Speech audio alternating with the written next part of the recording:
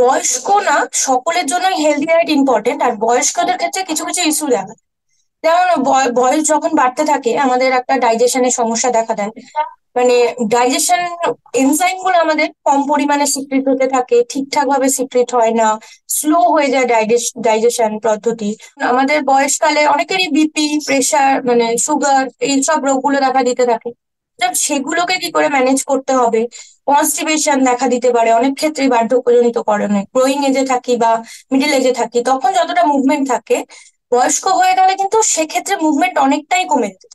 সেক্ষেত্রে balance diet এবং যার যে রোগ আছে, কারো বিপি আছে, কারো সুগার আছে, সেই অনুযায়ী তাকে মেনটেন করে চলা, সেগুলো খুবই দরকার। দাঁতের সমস্যা থাকে এই সময়, বয়স হতে থাকে যত, আপনার দেখবেন দাঁত পড়ে যাচ্ছে, কারোর হয়তো দাঁত থাকেই না। তাহলে কিন্তু আমাদের খাদ্য তালিকা থেকে প্রসেসিংটাকে একটু চেঞ্জ করে দাও। মানে একটু সফট ডায়েট বা ধরুন একটু সেমি সলিড ডায়েট, সেই ডায়েট গুলো কিন্তু বার্ধক্য মানুষের জন্য খেতেও সুবিধা, এবং তাদের দাঁত থাকে না যেহেতু, এবং তাদের ডাইজেস্ট করতেও অনেক সুবিধা হয়। হেলদি ডায়েট থাকতেই হবে আমাদের। হেলদি ডায়েট থাকলে অনেক ডিজিজ, বিশেষ করে লাইফস্টাইল যে ডিজিজ গুলো থাকে, সেটা ধরুন পিসিওএস হতে পারে, সেটা সুগার হতে পারে, ডায়াবেটিস হতে পারে, কিডনি জনিত প্রবলেম হতে পারে। এই রোগগুলো থেকে তো আমরা অবশ্যই মুক্তি পেতে পারি যদি আমাদের একটা প্রপার ব্যালেন্স ডায়েট থাকে।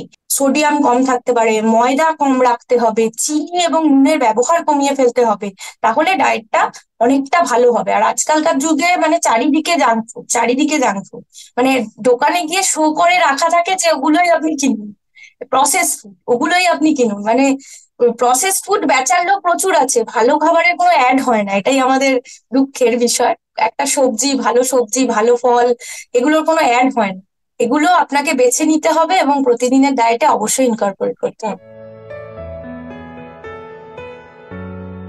বয়স্ক মানুষদের প্রথমেই যেটা বলবো যে একটু ক্যালসিয়াম রিচ ফুড নিতে হবে। প্রথম থেকেই বলবো যে ক্যালসিয়াম রিচ ফুড যেন থাকে, ভিটামিন ডি যেন থাকে। ভিটামিন ডিটা আমরা সূর্যালোক থেকেও পেতে পারি।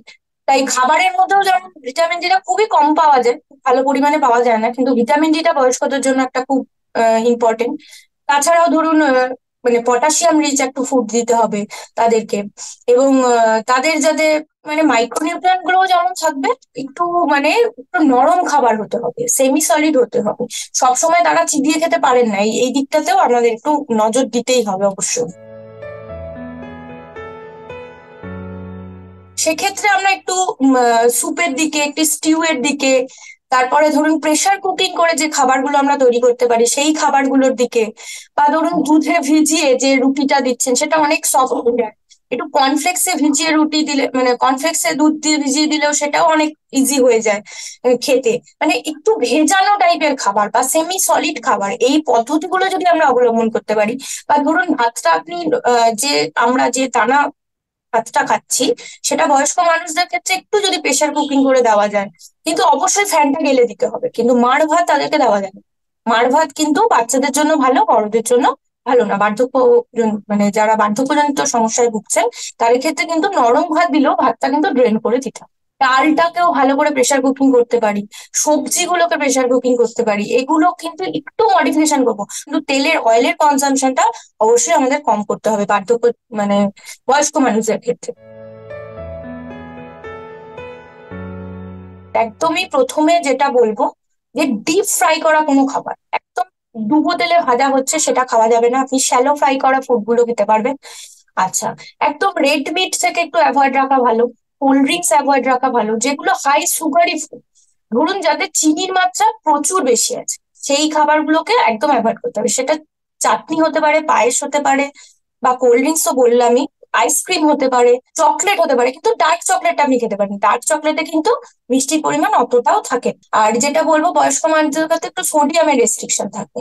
সোডিয়ামের রেস্ট্রিকশন থাকবে বলতে আমরা প্যাকেটজাত ফুড খেলে অবশ্যই তার পিছনে দেখে নেবো লেবেলিং এ কতটা সোডিয়াম আছে। এবং ফ্রোজেন ফুড, যেগুলো প্যাকেটজাত খাবার, ফ্রোজেন ফুড, জাঙ্ক ফুড তো সেই খাদ্য তালিকায় আছে। এবং মনোসোডিয়াম গ্লুটামেট দেওয়া যে খাবারগুলো, ধরুন সেটা যে কোনো চাইনিজ খাবার হতে পারে, সেইগুলো যদি আমরা একটু অ্যাভয়েড করতে পারি তাহলে খুবই ভালো হয়। আর ড্রাই ফ্রুটস খেলেও অনেকেই দেখেছি বার্ধক্যজনিত কারণে ভুগছেন এবং ড্রাই ফ্রুটসও খাচ্ছেন, কিন্তু ড্রাই ফ্রুটস খেলেও সেই ড্রাই ফ্রুটস গুলোর কোয়ান্টিটি কিন্তু একদম বুঝে শুনে খেতে হবে, এবং কোনটা খাচ্ছেন কতটা খাচ্ছেন সেটা একজন পুষ্টিবিদ বা ডক্টরের পরামর্শ অনুযায়ী খেতে হবে।